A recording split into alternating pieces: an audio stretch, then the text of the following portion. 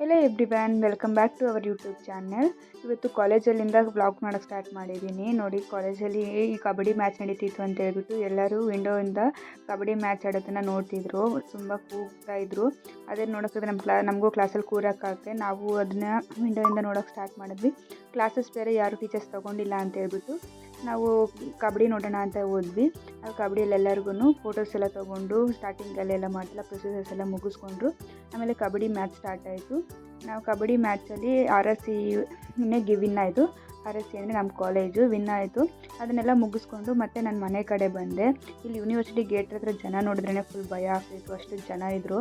ಆಮೇಲೆ ಆಫ್ಟರ್ನೂನ್ ಮನೆಗೆ ಬಂದು ಅನ್ನ ಸಾಂಬಾರು ಇತ್ತು, ಅದ್ರ ಜೊತೆ ನಿಪ್ಪಟ್ಟು ತಂದಿದ್ದೆ, ತಿಂದ್ಬಿಟ್ಟು ಮತ್ತು ನೈಟು ಸ್ವಲ್ಪ ಬೋರ್ ಆಗ್ತಿತ್ತು ಅಂತ ಹೇಳ್ಬಿಟ್ಟು ಸೆಟ್ಟು ಮತ್ತು ರಾಜಾರಾಣಿ ಅದೆಲ್ಲ ಆಡ್ಕೊಂಡಿದ್ವಿ. ಇದೆಲ್ಲ ಚಿಕ್ಕ ವಯಸ್ಸಲ್ಲಿ ಆಡಿದ ನೆನಪು.